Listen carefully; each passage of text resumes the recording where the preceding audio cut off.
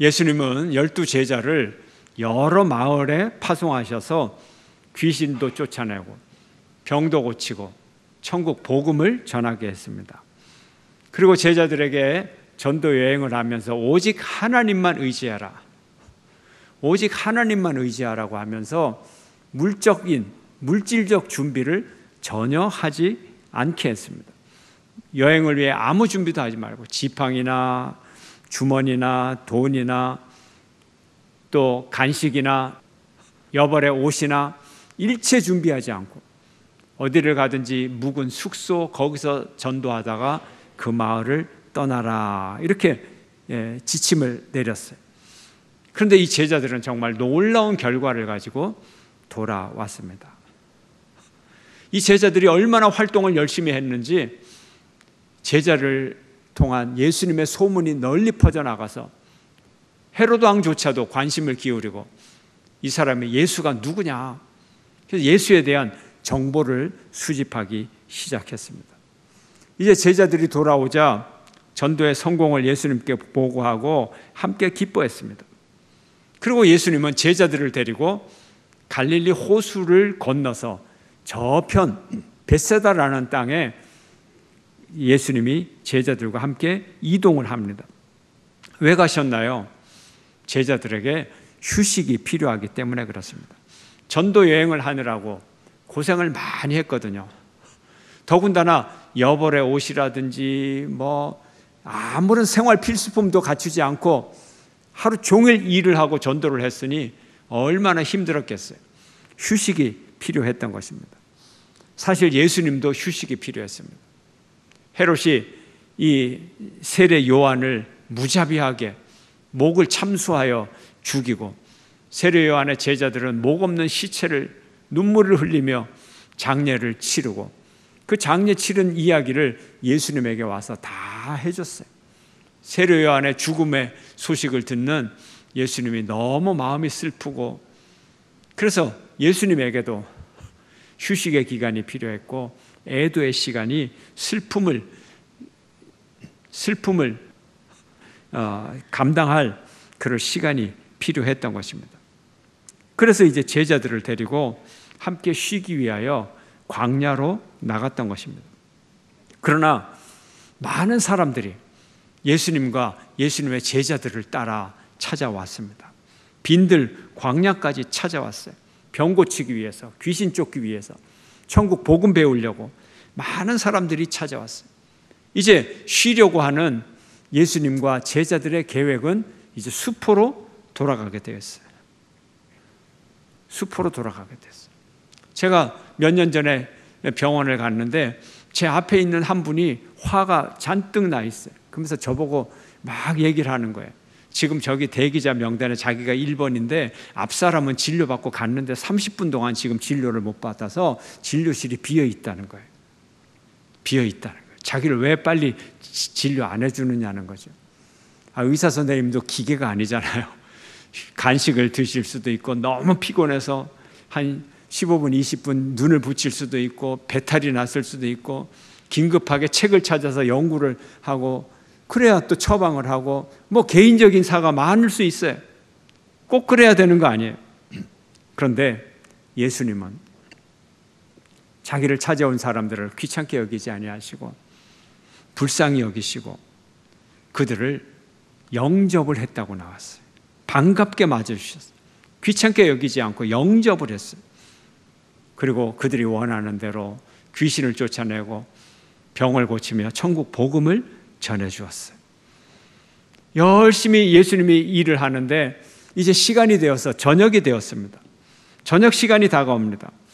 제자들이 예수님에게 말합니다. 예수님, 이 무리를 해산시켜서 마을에 가서, 지금 여기가 빈들이니까 마을에 가서 저 사람들이 각자 먹을 것을 준비하도록 합시다. 오늘 12절 말씀 함께 읽습니다. 시작. 날이 저물어 가매 12 사도가 나와 여짜오되 무리를 보내어 두루 마을과 촌으로 가서 유하며 먹을 것을 얻게 하소서. 우리가 있는 여기는 빈들입니다.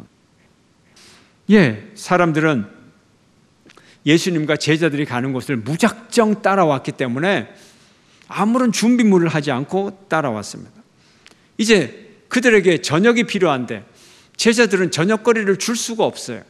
그래서 상식적인 차원에서 각자 자기 책임을 자기가 지고 자기 일을 자기가 해결할 수 있도록 이제 그만합시다. 동네로 좀 보냅시다. 아주 합리적인 의견이었습니다. 우리가 천국의 꿈을 가지고 있죠. 하늘나라의 이상을 가지고 있죠. 꿈과 이상, 희망, 미래 다 좋습니다. 그런데 이 모든 일이 현실에 부딪히면 거품이 될 때가 있어요. 천국은 현실의 나라들을 심판합니다. 나중에 하나님께서 오시면 이 세상의 왕들과 살아있고 죽었던 모든 영혼들이 부활하여 하나님의 심판대 앞에 심판을 받습니다. 틀림없습니다. 그러나 하나님 나라가 아직 완전히 이루어지기 전에는 세상의 나라들이 하나님 나라를 심판합니다. 어떻게 해요? 뭐요? 천국이라고요? 말은 좋네요. 이상세계네요. 꿈 같은 이야기네요. 그런데 그 천국이 실제로 이루어질까? 이런 질문들을 던지는 거예요. 좋은 거는 누가 몰라. 그런데 그게 이루어질까? 이렇게 천국을 이 세상 나라가 심판하고 있는 거예요. 시험하고 있는 거예요. 우리의 믿음은 바로 이 현실을 살아가는 이 삶 가운데서 현실이라고 하는 불심판을 이겨내야 우리의 믿음이 진짜 믿음이 되는 거예요.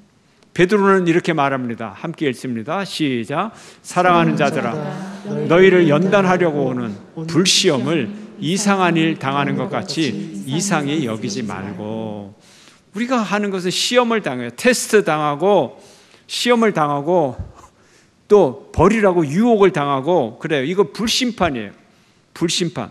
이거를 견디라는 거예요. 우리의 믿음은 바라는 것들의 실상이잖아요. 바라는 것이 허상이 아니고 바라는 것이 실상이라는 것을 시험을 통과해서 100점, 만점 이걸 보여줘야 되는 거예요. 바로 예수님의 하늘나라가 바로 이 저녁이 되어서 저녁 식사 때가 다가오자 시험에 들게 되었던 것입니다. 제자들이 말한 데 예수님이 말합니다. 너희가 먹을 것을 주어라. 예수님, 사람들이 배고파요. 먹을 것이 없어요. 동네에 가서 사 먹게 하세요. 알아서 처리하게 하세요. 그때 예수님이 그 해결책은 너희가 먹을 것을 주는 거야. 예수님이 이렇게 말씀하시는 거예요. 제자들은 당황했어요. 우리가 주라고요?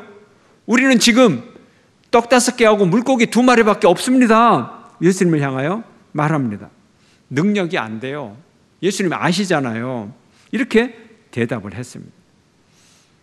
예수님의 이 말씀은 뭐예요? 너희가 먹을 것을 주어라가 뭐예요? 바로 그 의미는 베드로 사도가 말한 거예요. 너희의 믿음을 불심판을 통과하게 하라. 불시험을 통과하라. 너희가 천국의 현실적 사실성을 증명해 보여라. 너희들이 주면 되지 않아. 이렇게 예수님의 말씀인 것입니다. 그러나 제자들 현실의 시험 앞에서 아니 떡 5개, 물고기 2마리 우리가 가진 게 전부인데 베드로 뭐 가진 거 있어? 아니 돈 전대도 갖지 말라 그랬잖아. 지갑도 없어. 야고보 있어? 나 하나도 없어. 나도 지갑도 없는데. 지갑이 있은들 재산이 없잖아. 요한, 안드레 우리 떡 5개, 물고기 2마리밖에 없어. 제자들끼리 회의를 하다가 예수님에게 가서 말합니다. 예수님 그러면요 떡을 좀 사올까요? 사오려고 계산해 보니까 200데나리온 정도가 드는데요. 어떻게 할까요? 이런 질문을 하는 거예요. 200데나리온. 1데나리온은 노동자의 넉넉한 하루 품삯이에요. 넉넉한, 빠듯한 하루 품삯이 아니라 넉넉한. 그러니까 사실은 오늘날로 따져도 10만 원이 아니라 10만 원보다도 더 많은 그런 액수를 말하는데 10만 원으로 쳐도 2천만 원이 2천만 원. 아 그거 과장 아니야? 좀 뻥으로 부풀린 거 아니야? 근데 14절을 읽어보면 거기에 모인 사람들 중에서 남자만 세워도 5천 명 가량이 되었더라. 그러면 2만 명의 군중이니까 2천만 명이라 봐야 1인당 1,000원짜리 아주 작은 작은 인스턴트 라면 그 정도 하나 살 수 있는 그런 액수가 되는 거죠. 과장이 아닌 거죠. 그런데 왜 예수님은 제자들을 향하여 너희가 먹을 것을 주라 하셨을까요? 제자들이 할 수 없다는 걸 예수님은 더 잘 알고 계시는데, 그리고 어차피 우리는 뒷이야기를 알고 있어요. 뒤에 기적은 어차피 예수님이 베푸시고 예수님이 어차피 사람들을 먹이실 거예요. 근데 왜 굳이 제자들에게 너희가 먹을 것을 주라 얘기했을까요? 제자들은 책임을 내리려다가 예수님이 너희가 주라 해서 그 책임을 도리어 아예 그냥 등어리에 찰싹 붙여서 뛸 수가 없게 혹 뛰려다가 혹을 붙인 꼴이 되어버렸습니다. 여러분, 좀 전에 제가 뭐라고 얘기했어요? 이들이 벳세다로 가기 전에 어디 있었어요? 그리고 어디를 다녀왔어요? 각자 여러 지방으로 전도 여행을 다녀왔고, 그 전도 여행이 어떤 여행이었어요? 성공적인 여행이었잖아요. 그들은 성공했어요. 성공에 들떠 있었어요. 그러다가 그들이 놓쳐버린 게 있어요. 자기들의 성공의 원인이 어디에 있었는가? 인생의 성공의 근원은 어디에 있는가? 우리는 하나님의 능력으로 가지고 살아간다. 내가 아무런 준비도 안 했는데 하나님이 새끼 먹이시고 잠잘 때를 다 챙겨주시고 사람들에게 전도하게 하고, 그래서 모든 것의 주인은 하나님이시다. 이걸 알아야 하는데 이들이 그걸 잊어버렸어요. 그걸 테스트하신 거예요, 예수님이. 예수님, 떡 5개, 물고기 2마리밖에 없습니다. 이들이 그 대답을 통해서 그들의 머릿속에 하나님의 능력을 싹 잊어버렸다는 것을 지금 증명하고 있는 것입니다. 모든 인생의 근원은 하나님이시고, 우리의 존재의 근원은 하나님이시고, 존재의 이유도 하나님이고, 존재의 능력도 하나님으로부터 온다. 생명 자체가 하나님의 것이다. 이것을 잊어버렸어요. 하나님은 출애굽 때 어떻게 하셨죠? 광야에서 만나와 메추라기를 백성들에게 먹이시고 바위에서 물을 내어 그들을 먹이셨어요. 마시게 하셨어요. 이런 능력의 하나님을 잊어버렸던 것입니다. 이것이 우리의 삶의 근본적인 깨달음이에요. 절대 잊어서는 안 되는 거예요. 이 믿음 가지고 우리는 사회와 세상에서의 책임을 우리가 감당해야 하는 것입니다. 그런데 오늘 이들이 닥친 문제, 시험에 문제가 있잖아요. 어떤 문제에 지금 이들이 닥쳤나요? 무슨 문제가 주어졌나요? 사람이 숨을 쉬고 있고, 사람이 눈을 뜨고 있고, 살아있으면 항상 닥치는 문제예요. 무슨 문제? 일용할 양식의 문제, 빵의 문제. 예수님은 제자들에게 사람을 50명씩 앉히라고 합니다. 예수님은 떡 5개와 물고기 2마리를 들고 하나님을 향하여 우러러 보시고 축사하고 기도하신 후에 제자들에게 나누어 주게 했어요. 많은 사람들에게 제자들은 나누어 주었어요. 남은 조각을 모았더니 모든 사람들이 다 배불리 먹고도 남은 조각이 12광주리에 거두었어요. 예수님은 빈들에 모인 배고픈 무리들에게 풍성한 잔치를 베풀어 주었습니다. 기적입니다. 이 기적의 조건들이 있습니다. 이 기적의 조건, 첫 번째 조건은 긍휼의 기적입니다. 예수님은 따라오는 백성들을 보시고 목자 없는 양처럼 불쌍히 여기시고 그들을 영접하셨어요. 긍휼한 마음을 가지고 저들을 먹이시고 귀신을 쫓아내고 병을 고치고 천국에 대해 가르쳐 주셨어요. 두 번째는 순종의 기적입니다. 제자들이 처음에는 예수님과 약간의 논쟁을 했어요. 예수님, 우리가 가진 건 떡 5개, 물고기 2마리밖에 없습니다. 우리가 200데나리온의 떡을 사와야 됩니까? 어떻게 해야 됩니까? 예수님 말씀해 주세요. 그러나 이들은 예수님이 50명씩 앉히라고 할 때 대략 50명씩 사람들을 다 둘러 앉혔어요. 그런데 문제는 이때는 아직도 떡이 없었다는 거예요. 아직도 그 떡이, 예수님이 군중들을 먹이실 떡을 아무런 준비도 하지 않았을 때, 하늘을 우러러 축사도 하지 않았을 때 미리 준비를 했다는 거예요. 이것이 믿음인 것입니다. 이것이 순종하는 믿음인 것입니다. 세 번째는 헌신의 기적입니다.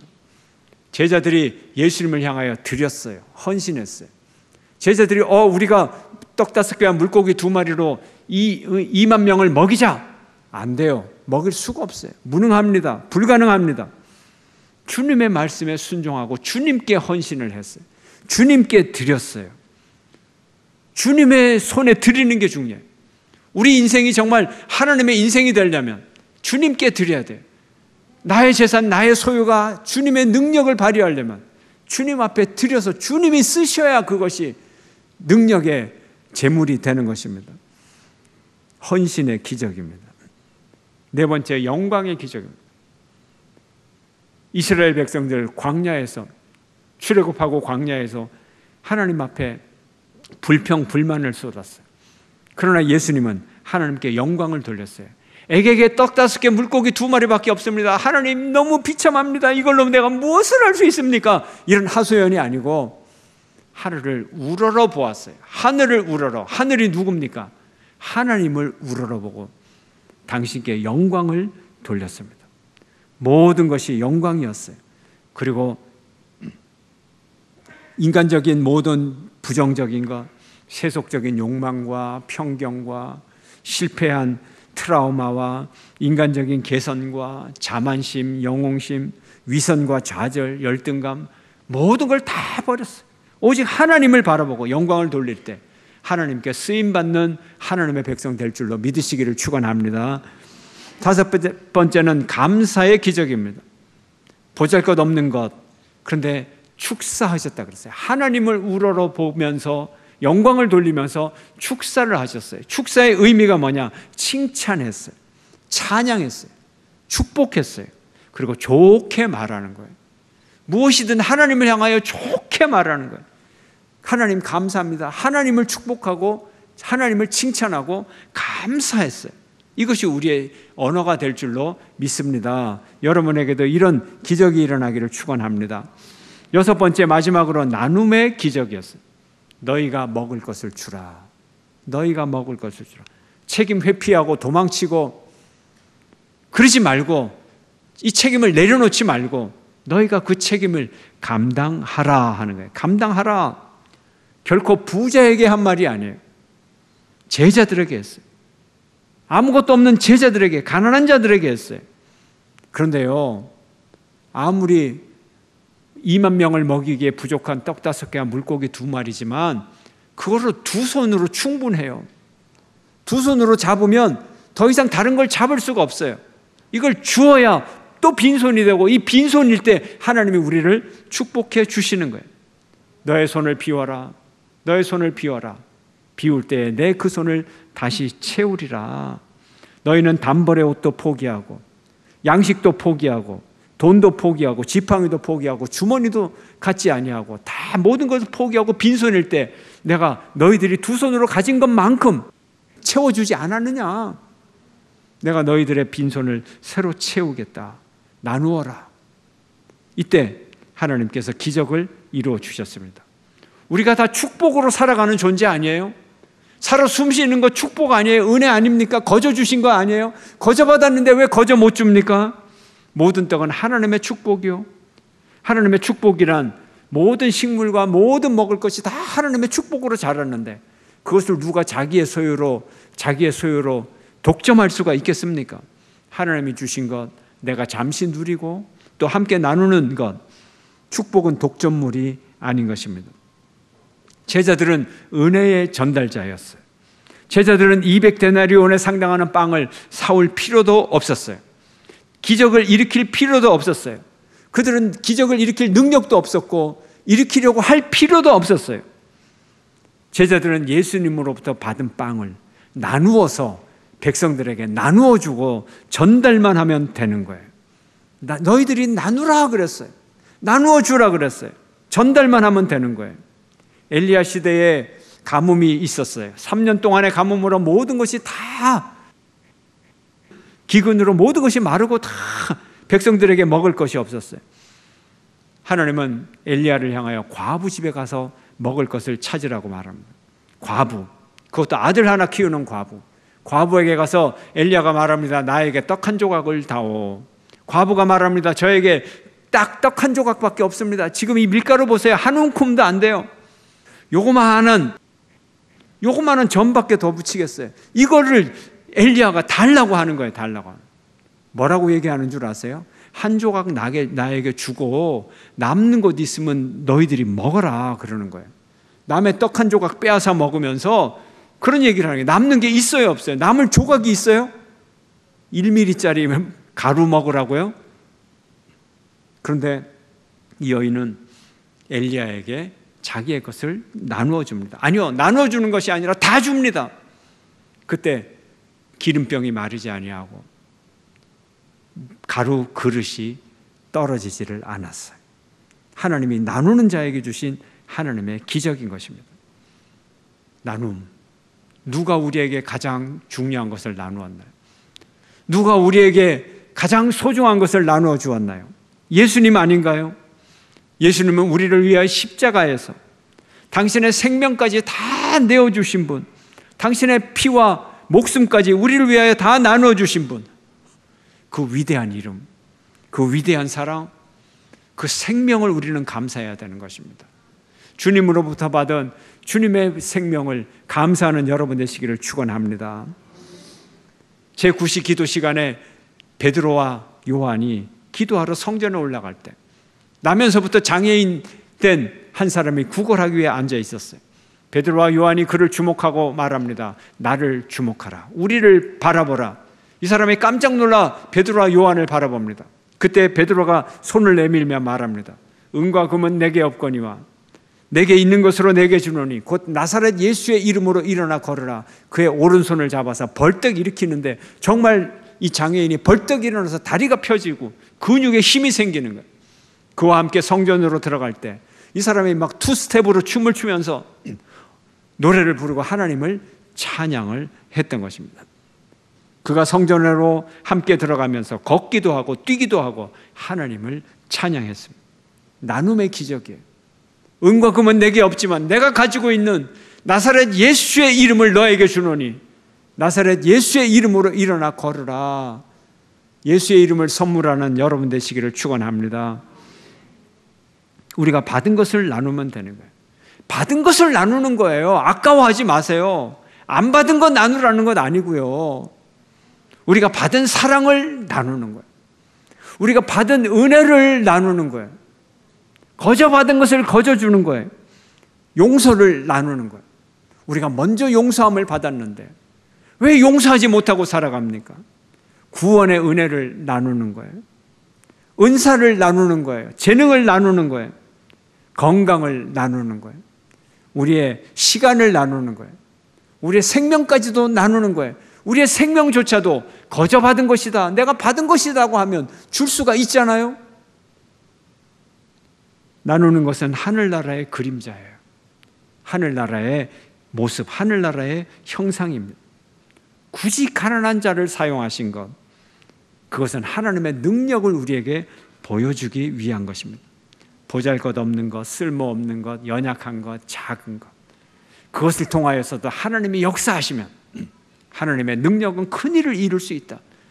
모든 복의 근원은 하나님이시다. 이걸 우리에게 하나님은 말씀하고 계시는 것입니다. 이제 예수님이 나누어 준 떡으로 모든 사람이 배부르게 먹고 많이 남았습니다. 남은 것이 12광주리가 되었습니다. 모든 사람이 만족함이 있고 모든 사람에게 풍성함이 있었어요. 이것이 나눔의 기적이고 이것이 천국의 모습인 것입니다. 여러분 모두가 이런 기적의 주인공이 되기를 축원합니다. 이런 잔치의 주인공이 되기를 축원합니다. 풍성한 천국의 주인공이 되기를 주의 이름으로 축원합니다. 바라봅니다.